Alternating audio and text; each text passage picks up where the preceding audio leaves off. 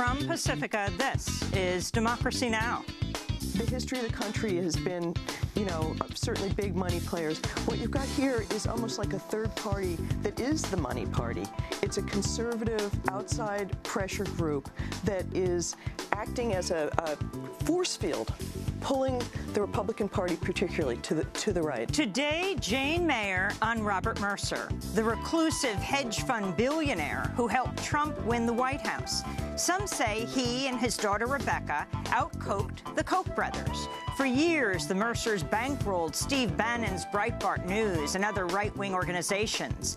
Now, allies of the Mercers control the White House. We'll speak with investigative reporter Jane Mayer about her new piece in The New Yorker and hear excerpts, one of Robert Mercer's only public appearances.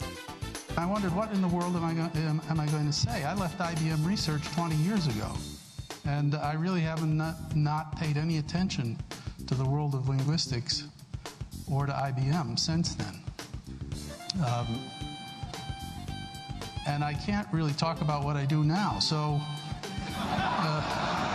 We'll also look at dark money's role in the confirmation process of Supreme Court nominee Neil Gorsuch. All that and more coming up. Welcome to Democracy Now!, democracynow.org, The War and Peace Report. I'm Amy Goodman. The House of Representatives is set to vote today on a Republican bill to repeal and replace the Affordable Care Act, a plan the Congressional Budget Office says would add 24 million people to the ranks of the uninsured. President Donald Trump and Vice President Mike Pence spent Wednesday on Capitol Hill negotiating with Republicans wary of the legislation. North Carolina Congressmember Mark Meadows said more than 20 members of his right-wing House Freedom Caucus were prepared to defeat the bill because it doesn't go far enough to dismantle Obamacare. At the White House, Press Secretary Sean Spicer rejected calls by some Republicans to postpone tonight's vote.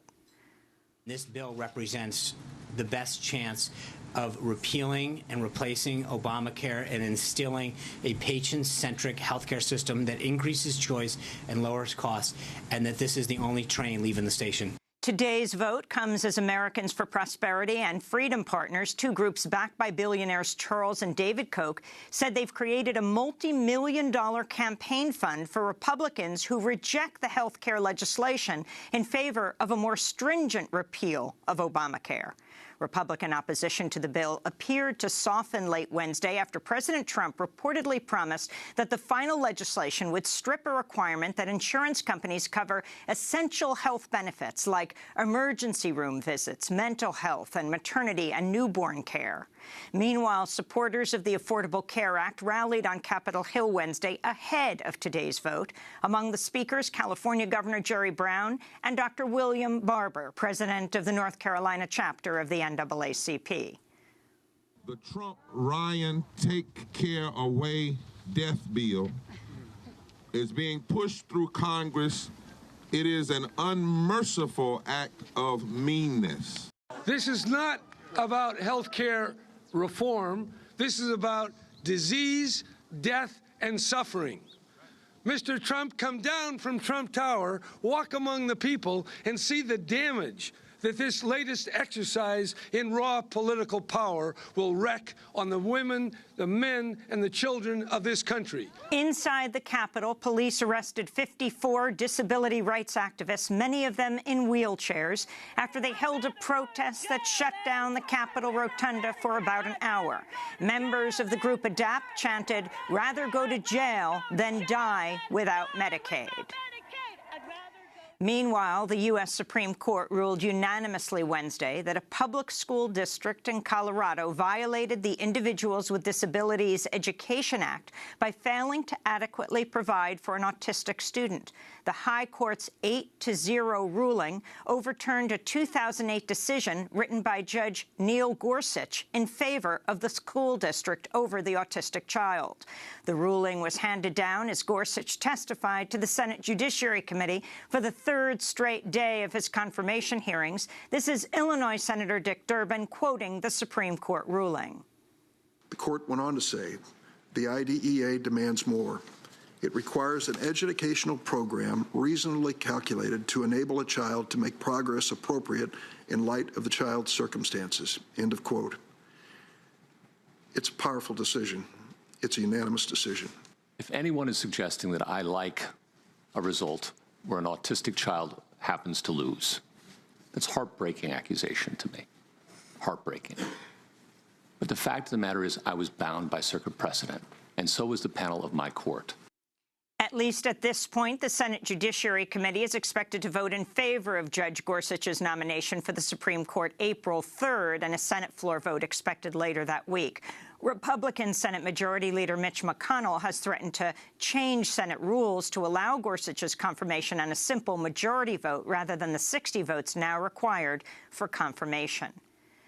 In London, a man driving an SUV mowed down pedestrians on a bridge over the River Thames Wednesday before rushing onto the grounds of the British Parliament and fatally stabbing a police officer. Police say the attacker was shot dead following the afternoon rampage, which left 2 others dead and at least 29 more injured. The assault put Parliament on lockdown and suspended debate in the House of Commons. It drew swift condemnation from world leaders who called it an act of terrorism.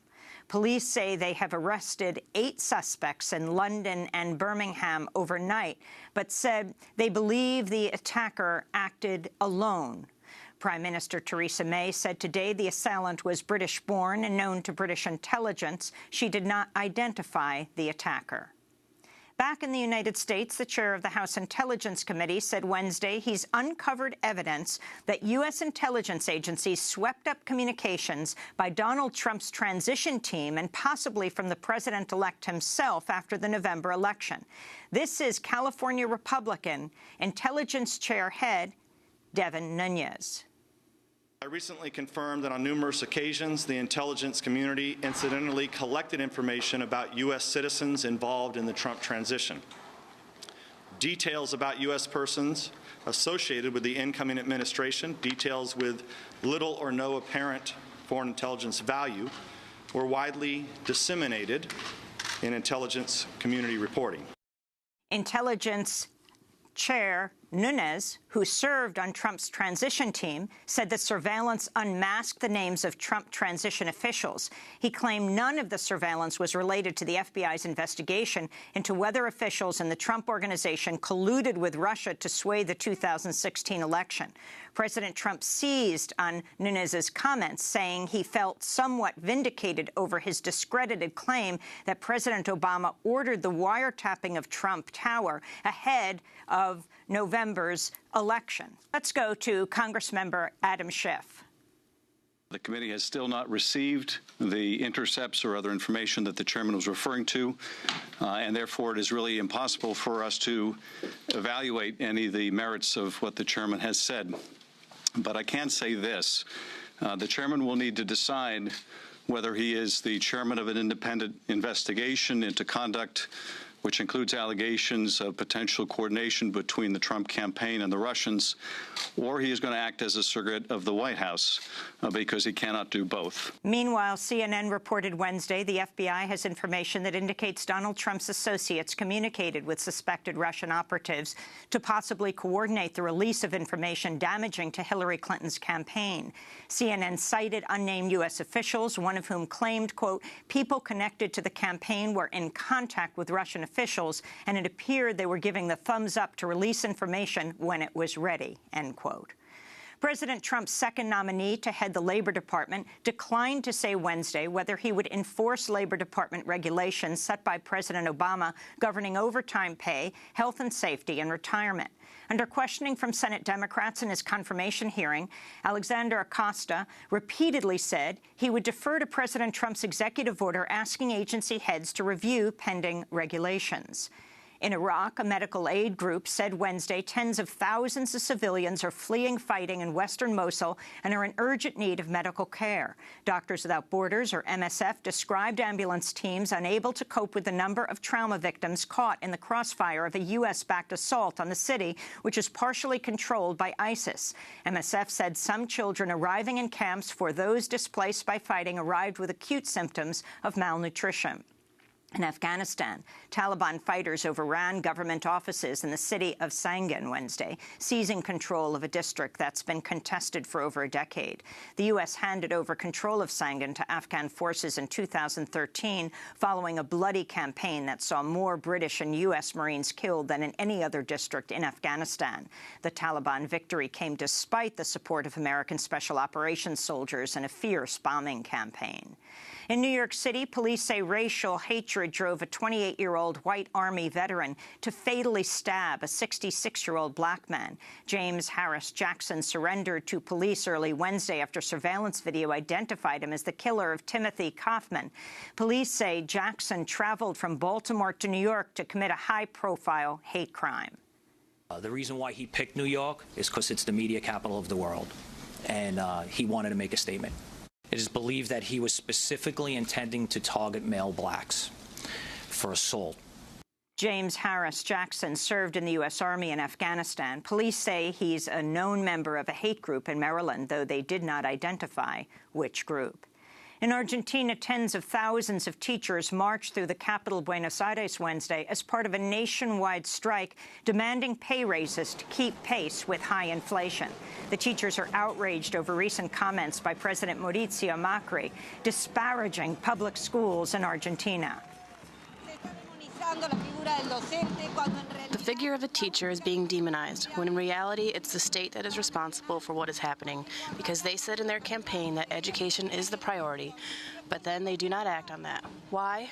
Because what is going on today is that we cannot negotiate, we cannot sit down and dialogue. Teachers are set to return to classes today, but warn they could join a general strike called for April 6 if their demands aren't met. Puerto Ricans held protests in 7 U.S. cities Wednesday demanding an end to austerity measures that have devastated the island territory's economy. The protests came as a federally appointed oversight control board pressed for sharp cuts to public spending and a strategy to pay the island's debt to bondholders. In New York, protesters rallied outside the offices of Santander Bank, charging its executives profited from predatory loans and bonds sold to Puerto Rico. My name is David Galarza, and I'm with the Labor Council for Latin American Advancement.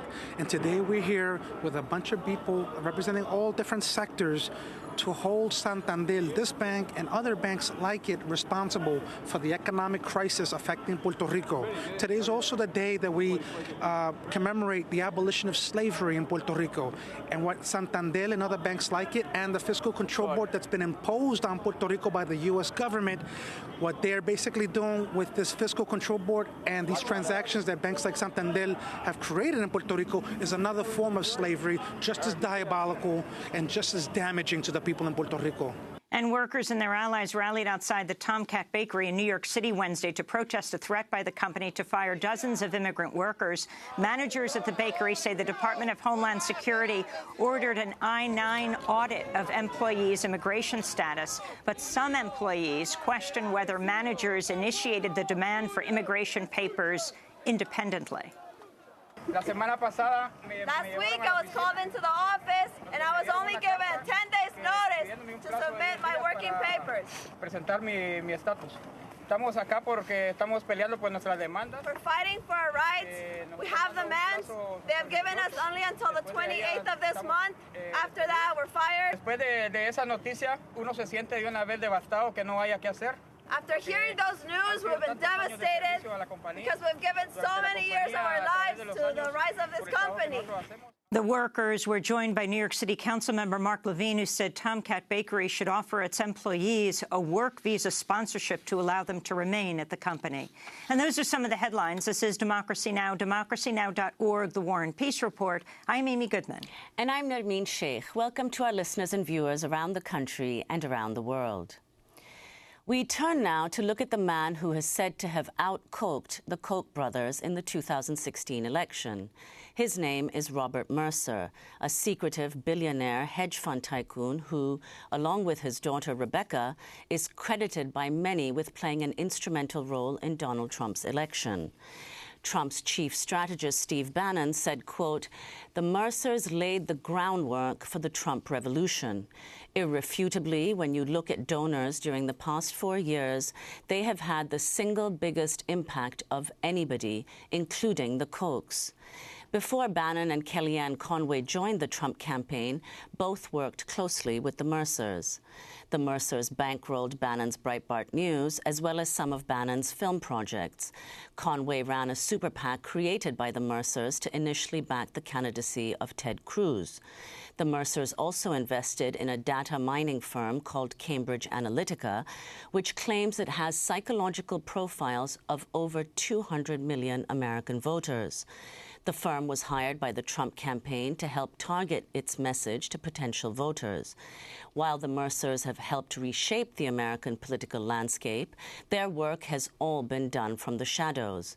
They don't speak to the media and rarely even speak in public. During the entire presidential campaign, they released just two statements. One was a defense of Donald Trump shortly after the leak of the 2005 Access Hollywood tape that showed Trump boasting about sexually assaulting women.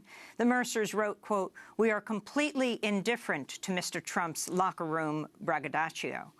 They went on to write, "America is finally fed up and disgusted with its political elite. Trump is channeling this disgust, and those among the political elite who quake before the boombox of media blather do not appreciate the apocalyptic choice that America faces on November 8th. We have a country to save, and there is only one person who can save it. We and Americans across the country and around the world stand steadfastly behind Donald J. Trump." Those were the words of Robert and Rebecca Mercer, 1 month before Trump won the election. Since the election, Rebecca Mercer joined the Trump transition team, and Robert Mercer threw a victory party of sorts at his Long Island estate. It was a hero and villains costume party. Kellyanne Conway showed up as Superwoman. Donald Trump showed up as himself. To talk more about the Mercers, we're joined now by Jane Mayer, staff writer at The New Yorker. Her latest piece headlined "The Reclusive Hedge Fund Tycoon Behind the Trump Presidency: How Robert Mercer Exploited America's Populist Insurgency." Jane is also author of Dark Money, The Hidden History of the Billionaires Behind the Rise of the Radical Right, which just came out in paperback. Jane Mayer, welcome back to Democracy Now! The beginning of the piece talks about a former colleague of Mercer's saying, "In my view, Trump wouldn't be president if not for Bob." Explain who Robert Mercer is. Well, he's as you've mentioned, a New York hedge fund tycoon. He's a computer scientist, a kind of a math genius and uber nerd who figured out how to game the stocks and bonds and commodities markets by using math. He runs something that's kind of like a quant fund in Long Island, and it's called Renaissance Technologies.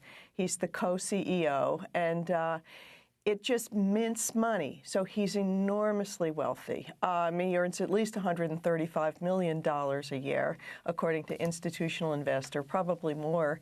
And what he's done is he has tried to take this fortune and reshape first the Republican Party and then America along his own lines.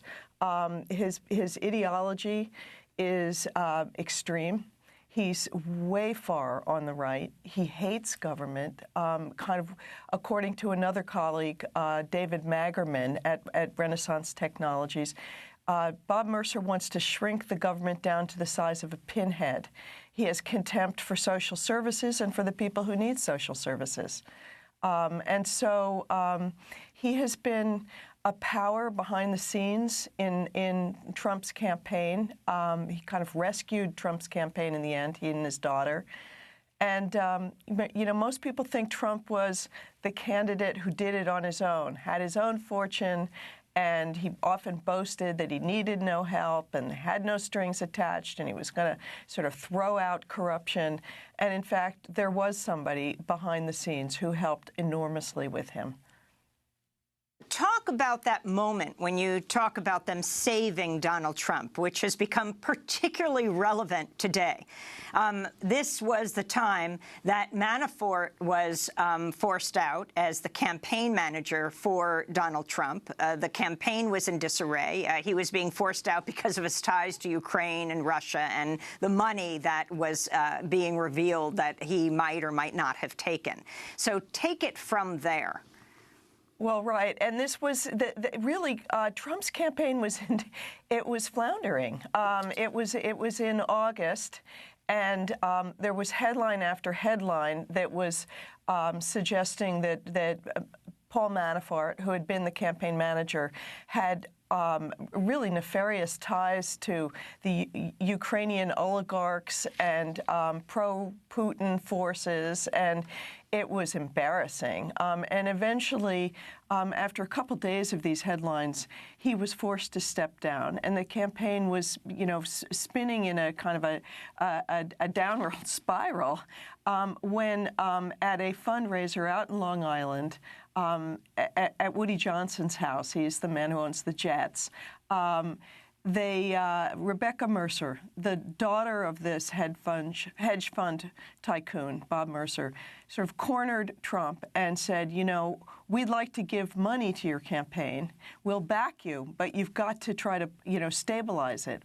And basically, she said, and I've got just the people for you to do the job. And they were political operatives who the Mercer family had been funding for a couple of years, the main one being Steve Bannon, who is now playing the role to Trump. He's the political strategist for Trump. That's the role he played for the Mercer family prior to doing it for Trump. So these are operatives who are very close to this one mega donor. The other was Kellyanne Conway, who had been running this super fund, as you mentioned in your introduction, for the Cruz campaign that was filled with the money from the Mercers. And so she became the campaign manager.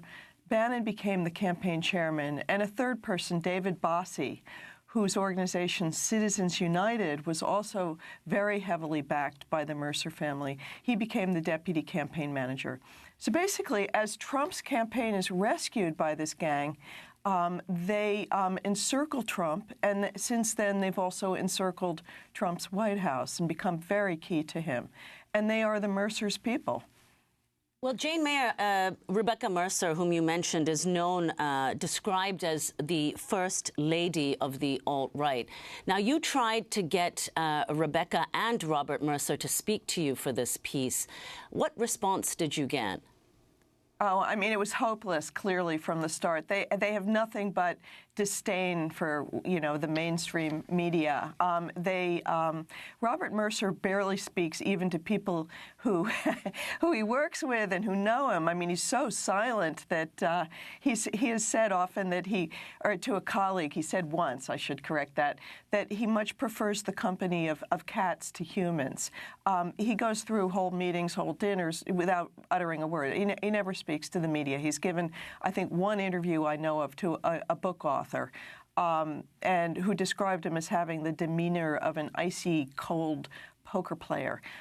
His daughter, Rebecca Mercer, who's 43 and has also worked at the family's hedge fund a little bit and is a graduate of Stanford, she's a little more outspoken. She has been in fundraising meetings on the right. She has spoken up and very loudly and irately, actually. But she doesn't speak to the press. So I had very little hope that they would. Can you talk about when they first met, the Mercers, Robert and Rebecca Mercer, first met Andrew Breitbart, and what that progression was and how they came to be linked up with Bannon? Well, sure. The Mercer family, Robert and his daughter Rebecca, met Andrew Breitbart back, I think it was late 2011 or early 2012, speaking at a conference of the Club for Growth, another right-wing group, and they were completely taken with Andrew Breitbart. He was pretty much the opposite kind of character from Bob Mercer. Breitbart was outspoken and gleefully provocative and loved to offend people and use vulgar language just to catch their attention. And you've got this kind of tight-lipped hedge fund man from the far right who just fell for Breitbart big time. And mostly what he was captivated by, I think, was Breitbart's vision, which was he said conservatives can never win until we basically take on the mainstream media and build up our own source of information. He was talking about declaring information warfare in this country on fact-based reporting and substituting it with their own vision. And what he needed, Breitbart at that point, was money. He needed money to set up Breitbart News, which was only just sort of a couple of bloggers at that point. And talk about Breitbart News, about what the alt-right represented, whether we're talking about anti-Semitism or white supremacy, and why they were attracted to this. Well, I mean, you know, it changed. What happened was, I mean, it started as a Andrew Breitbart had helped the Huffington Post get set up, and his idea was that he was going to launch the Huffington Post of the right. And so he was setting it up, and his very close friend was Steve Bannon, and Bannon had been in investment banking. So Bannon got the Mercers to put $10 million into turning this venture into something that was really going to pack a punch. And they were just about to launch it in a big way. They were a few days away from it when Andrew Breitbart died. That was in March of 2012. He was only 43, and he had a sudden massive heart attack. And so this operation was just about to go big. It was leaderless, and that's when Steve Bannon stepped in and became the head of Breitbart News. And in Bannon's hands, it became a force of economic nationalism and, in some people's view, white supremacism. It ran, a regular feature on black crime. It hosted and pretty much launched the career of Milo Yiannopoulos, who's sort of infamous for his kind of juvenile attacks on women and immigrants and God knows what. You know, just it became as Bannon had said, a platform for the alt-right, meaning the alternative to the old right, a new right that was far more angry and aggressive about others, people who were not just kind of the white sort of conservatives like themselves. So they made a $10 million investment in Breitbart. They owned it, co-owned it. They became the sponsors really behind it. And it's interesting to me that one of the things I learned was that Rebecca Mercer, this heiress who's had no experience in politics, is so immersed in running Breitbart News at this point. I mean, her family is the money, big money behind it, that she reads every story, I'm told, and fly-specs, typos and, grammar and all that kind of thing. I mean, there is a force behind Breitbart News that people don't realize, and it's the Mercer family. Anyway, it became very important increasingly on the fringe of conservative politics because it pushed the conservatives in this country towards this economic nationalism, nativism, anti-immigration, harsh borders, anti-free trade, protectionist, and it spoke the language of populism, but right-wing populism. And Jane Mayer, I mean, as you've said, one of the things that has made the Mercers so successful in their political interventions is precisely this, the way in which they've invested in an alternative media and information network, of which Breitbart is, of course, a very significant part. But can you also talk about the Government Accountability Institute, which you discuss in your piece? Sure. I mean, and this was, very much a design. You've got this family with all the money in the world wanting to change American politics, and they hadn't been very effective in their earlier efforts at this until they joined forces with Steve Bannon, who's a very sort of far-sighted strategist who kind of sees the big picture and understands politics. And so he very much focused their efforts on this information warfare, first with Breitbart, $10 million into that. And then after 2012, when the Mercers were very disappointed that Obama got reelected, at Bannon's direction, they started to fund a brand new organization called the Government Accountability Institute. It's based in Tallahassee. It's small. It's really a platform for one major figure, Peter Schweitzer, who is a conservative kind of investigative reporter. And what they did with this organization, which the Mercers poured millions of dollars into, was they aimed to kind of create drive the political narrative in the 2016 campaign. They created a book called Clinton Cash, which was a compendium of all the kinds of corruption allegations against the Clintons. And they aimed to get it into the mainstream media where it would pretty much frame the picture of Hillary Clinton as a corrupt person who couldn't be trusted. And their hope was that they would mainstream this information that they dug up. It was like an opposition research organization, sort of masked as a charity and nonprofit. And they took this book, Clinton Cash, gave it to the New York Times exclusively early, and the Times then ran with a story out of it that they said they corroborated, but they ran with it nonetheless on their front page, which just launched this whole narrative of Hillary Clinton as corrupt. And it just kept echoing and echoing through the media after that. So it was a real home run for them. A year later, they made a movie version of it also, which they launched in Cannes. You're talking about Peter Schweitzer and as well the Mercers. What about Cambridge Analytica, in addition to the Government Accountability Institute, and also the Mercers' obsession with the Clintons, the whole issue that you write about? They're talking about their murderers. I mean, really, one of the challenges of writing about the Mercers for me was to figure out, okay, so they're big players. There are players in the Democratic Party who put in tons of money too. They're not the only people who put money into politics, but they're maybe the most mysterious people who put money into politics. Like, nobody really knew, what do they believe? What's driving them? And so I was trying to figure that out. And what I finally was able to do was talk to partners and people they work with in business and people who've known them a long time, who paint this picture of them as having these really peculiar beliefs and based on kind of strange far-right media.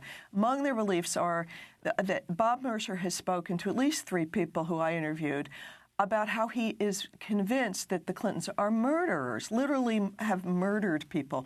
Now, you hear that out on the fringes sometimes when you interview people who are ignorant, but these are people who are powerful, well-educated, and huge influences in the country. And Bob Mercer was convinced that the Clintons are murderers. Okay, so he's driven by this just hatred of the Clintons, and coming into 2016 is determined to try to stop Hillary Clinton, and looking for a vehicle who would do that, who eventually becomes Trump.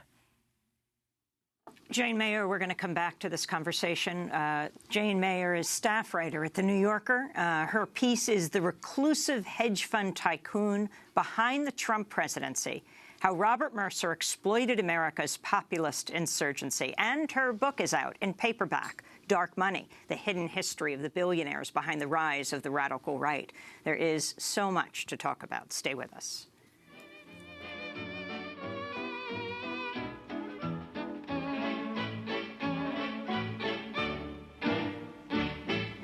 On the farm, every Friday, on the farm, is rabbit pie day. So every Friday that ever comes along, I get up early and sing this little song.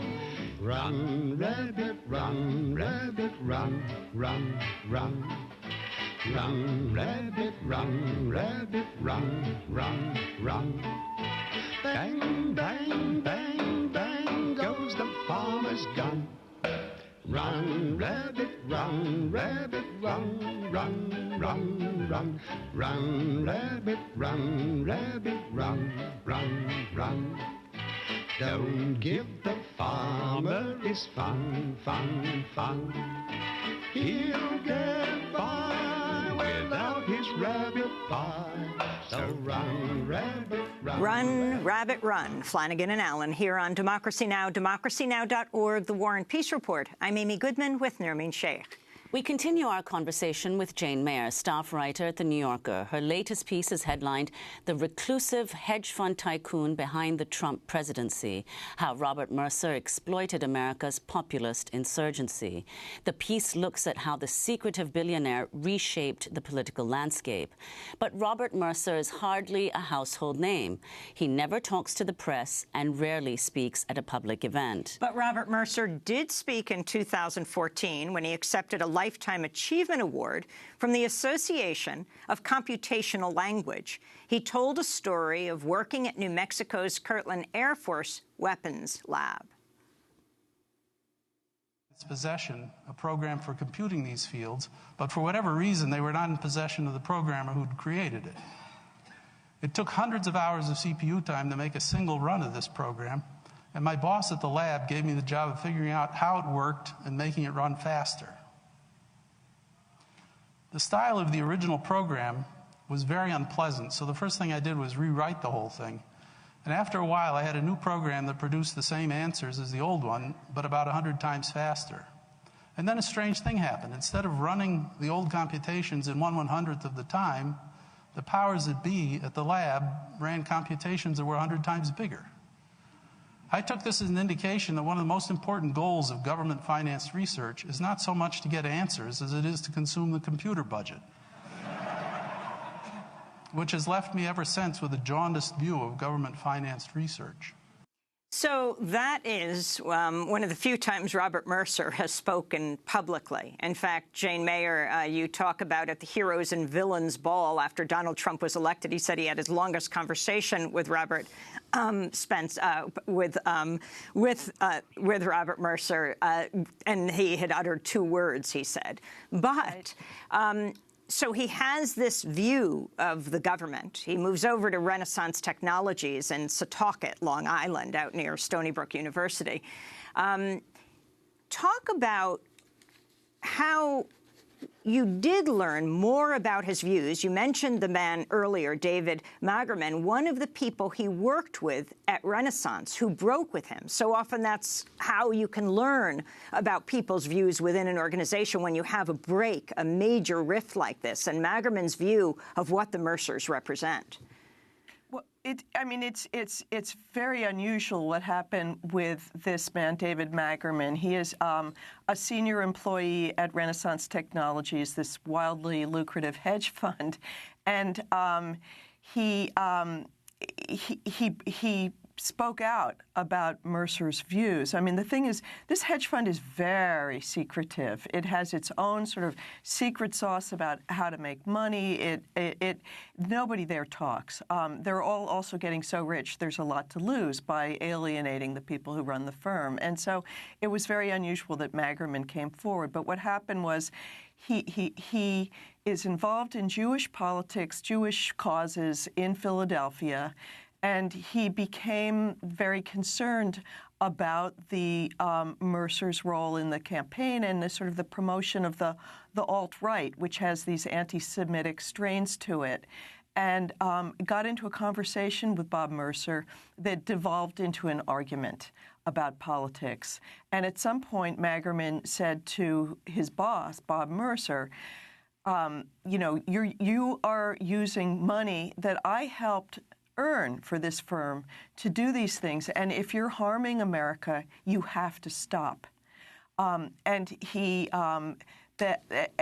spoke to colleagues about it, and Mercer called him and said, I understand you're saying I am a white supremacist. And Mercer said, that's ridiculous. And Magerman said, well, I didn't use those words exactly, but you've got to stop doing this. Eventually, this fight got written up in the Wall Street Journal. Magerman spoke to the Wall Street Journal, and when that happened, when it went public, the firm suspended Magerman for 30 days from his job without pay, and which God knows how much that would be.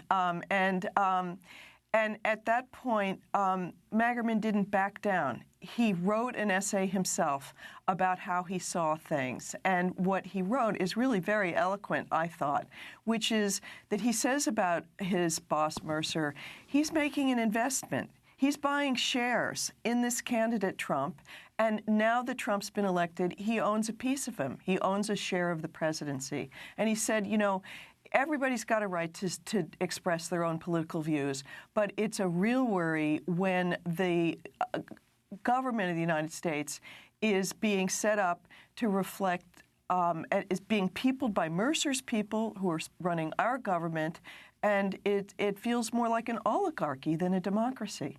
So anyway, Magerman was one of the people who actually allowed one to get a glimpse of what it is that Mercer believes. Well, I want to ask about someone who's strongly influenced the views of Robert Mercer, Arthur Robinson, who is also the person that Mercer intervened on behalf of when he was running for Oregon's governor. Now, in your piece, you talk about the influence that he's had on Robert Mercer, especially on climate change and nuclear radiation. Robinson runs the Oregon Institute of Science and Medicine, which stores some 14,000 samples of human urine. Robinson has said he's trying to find new ways of extending the human lifespan. In 2010, Mercer's bankrolled Robinson's run for a congressional seat in Oregon against Pete DeFazio. During the race, Arthur Robinson was interviewed by MSNBC's Rachel Maddow. You're well known for your belief that global warming is made up, that is not true. That's sort of the source of your national reputation, to the extent that you have one. Your opponent, Mr. DeFazio, is also trying... That's a conclusion I reached as a physical scientist. I have a degree from Caltech. Many other men who have degrees from Caltech have agreed with me on this. Okay. There are thousands of physical scientists in this country who, on the basis of scientific information alone, reject the idea of human-caused global warming. You have advocated that radioactive... You can go right ahead. You've already put a big pejorative statement before the statement, but go ahead and ask anything you like. You have advocated that radioactive waste should be dissolved in water and, quote, widely dispersed in the oceans. Quote, all we need to do with nuclear waste is dilute it to a low radiation level and sprinkle it over the ocean or even over America after hormesis is better understood and verified with respect to more diseases. Now, hormesis is your belief that low-level radiation is good for us to a certain extent? Is that right? The statements that you have just made are untrue. Wait, that was I was quoting you. Take tiny excerpts from a vast amount of writing I've done on this scientific subject. I've not advocated any of this. As a scientist, I've written did you not about say this? These and many other possibilities. Wait. Are you saying that are you saying that your own telling the truth? Are you saying if you want to tell the truth, that's fine. I'm not going to answer to your lie. That's just more mud. I'm quoting from your own newsletter. This is a complicated scientific subject which you are misrepresenting to your viewers. So that's Arthur Robinson speaking to Rachel Maddow. Arthur Robinson, who has been an influence on Robert Mercer, and he bankrolled. He bankrolled this institute and has been pushed to be a science advisor to Trump, this man who believes that nuclear radiation is good for you. So could you say more about him, Robinson? Well, he is an eccentric. He lives on a sheep farm in Oregon, and as he says, he's a graduate of Caltech. But, you know, if you listen carefully to what he was saying to Rachel Maddow, he's talking about how I am a physical scientist and thus can come to this conclusion about climate change. He is not a climate scientist, and he put together a petition that was meant to undermine belief in global warming that had the signatures, he claimed, of zillions of physical scientists. It actually had a lot of apparently false signatures, and these scientists, again, were not climate scientists. The consensus, as I think most people who are fact-based and interested in reality, the consensus we know is that science overwhelmingly, and particularly climate scientists, overwhelmingly accept that man-made global warming is causing all kinds of problems and that they are an immediate danger to life on Earth. And it's something that we need to address. But you have a few of these sort of holdouts, and Arthur Robinson is one of them. And Mercer is another. And Mercer has helped fund this research by Arthur Robinson and promote it. And the Mercers have talked about, as you mentioned, trying to make Arthur Robinson get chosen as the National Science Advisor. Trump, too, has taken this position, calling global warming a hoax. It's a tiny minority view. Even in this country, if you look at the New York Times did a piece this week about belief in global warming, the population understands this isn't true, this position that these people are taking. But because you've got huge money behind it, including Mercer's, it's being pushed as the policy of the United States.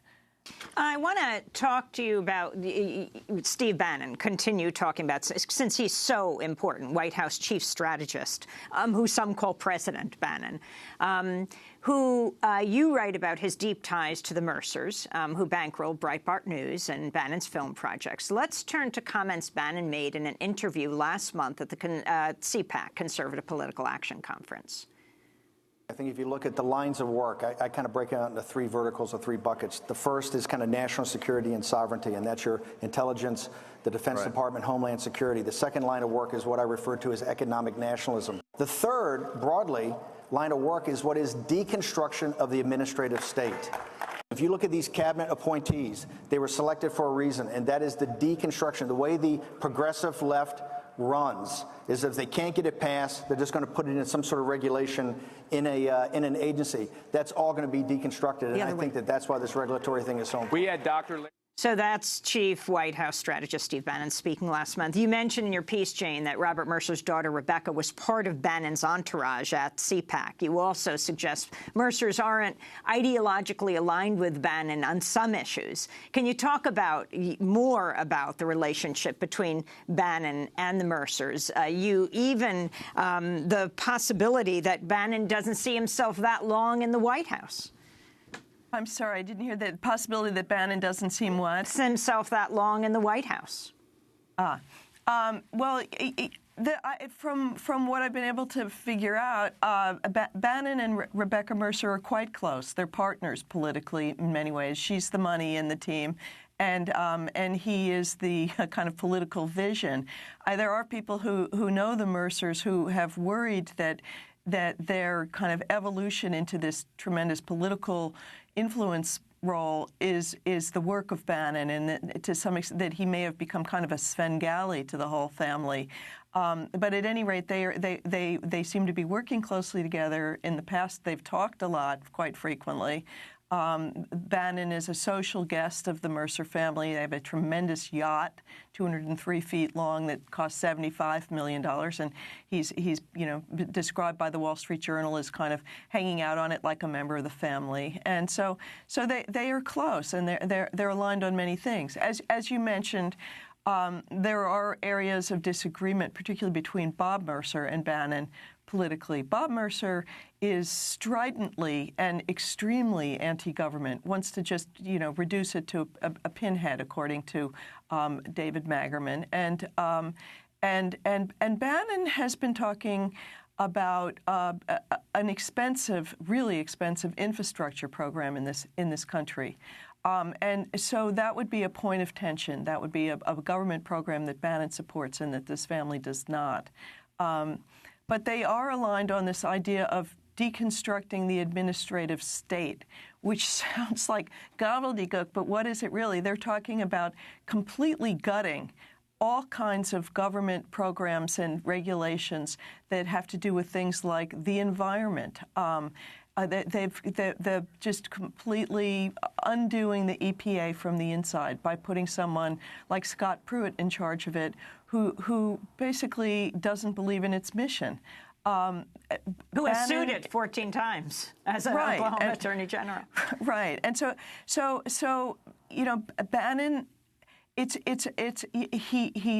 language is the language of populism, but the enemy, in his view, is government. And so if you substitute the word government for elites when he's talking about taking on the elites, you end up pretty much at the same place where the Kochs have been all this time, the Koch brothers, who actually worked closely with the Mercers for a few years.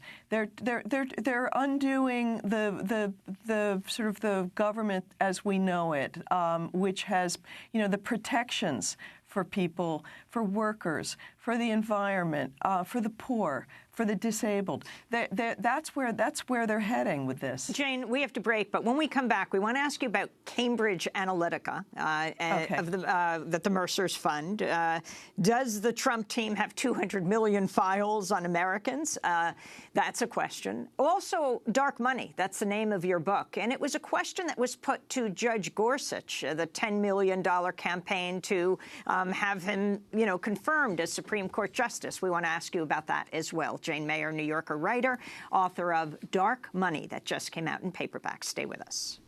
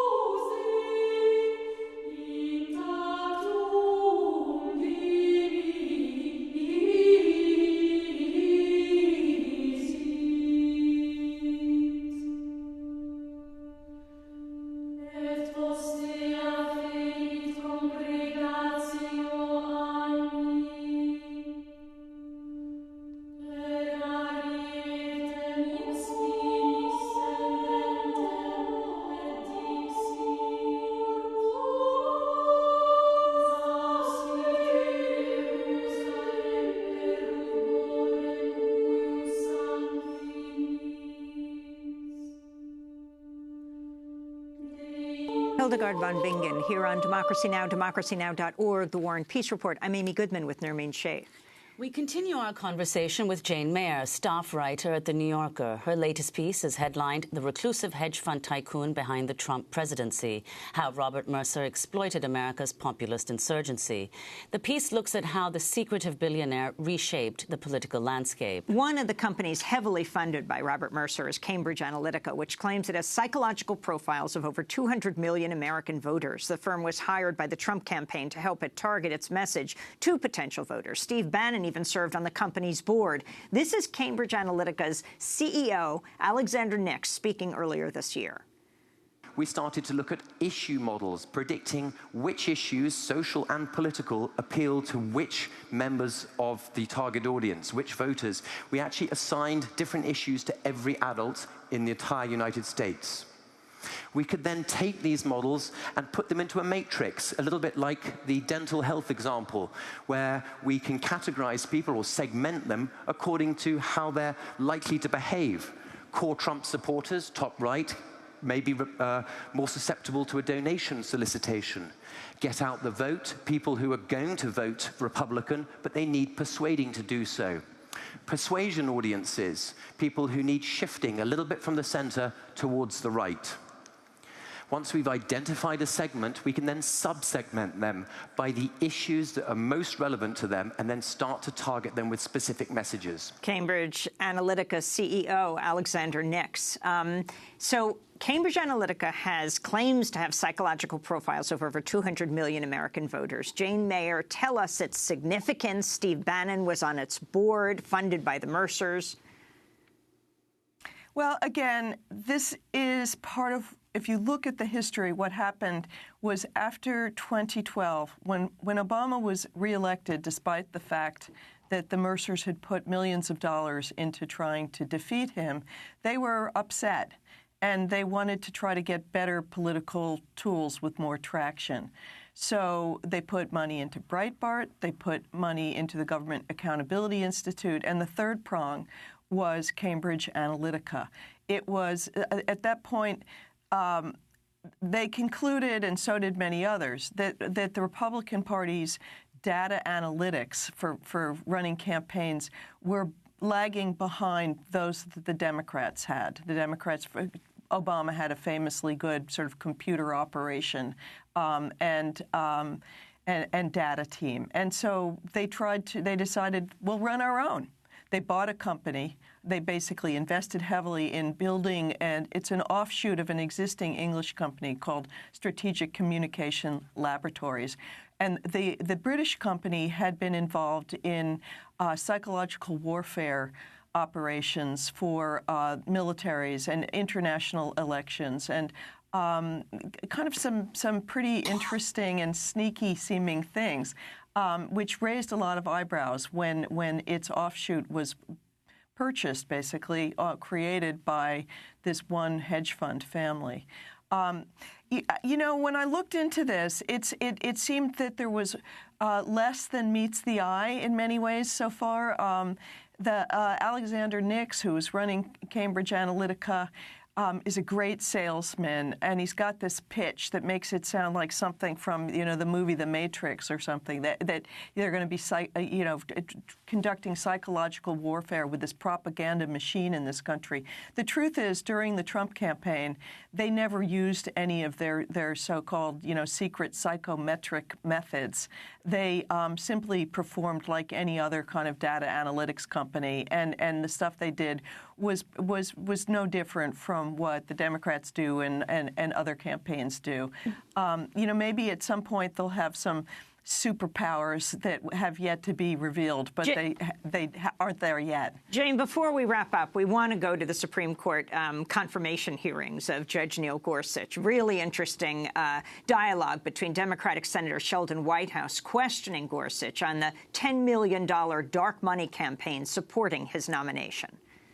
If a question were to come up regarding recusal on the court, how would we know that the partiality question in a recusal matter had been adequately addressed if we did not know who was spending all of this money to get you confirmed? Hypothetically, it could be one individual. Hypothetically, it could be your friend, Mr. Anschutz. We don't know because it's dark money. Is it any cause of concern to you that your nomination is the focus of a $10 million political spending effort and we don't know who's behind it? Senator, there's a lot about the confirmation process today that I regret. That's Judge Neil Gorsuch being questioned by Democratic Senator Sheldon Whitehouse. Jane Mayer, in this last 30 seconds that we have, can you comment on this? Well, yeah. I mean, the thing about dark money is often the person who it's benefiting knows. It's just the public that's not allowed to know. And there's tons of money behind the Gorsuch nomination, and he probably knows who he owes the favor to. Explain a little further the term dark money. Well, there are these organizations, 501c4 groups, that are set up where the donors' hands are not seen. They can spend money on advertising, and the public doesn't know who they are. They're nonprofit groups such as the Judicial Crisis Network. And I've looked at that one. And, you as a reporter and me as standing in for the public cannot trace the money, yet it's playing an active role in American politics. Well, Jane Mayer, I want to thank you so much for spending the hour with us, staff writer for The New Yorker. We'll link to your piece, The Reclusive Hedge Fund Tycoon Behind the Trump Presidency, How Robert Mercer Exploited America's Populist Insurgency. Her book is out in paperback, Dark Money, The Hidden History of the Billionaires Behind the Rise of the Radical Right. That does it for our show. We've got a new job opening, a full-time news production fellowship. Go to our website at democracynow.org. I'm Amy Goodman with Nermeen Sheikh. Thanks for joining us.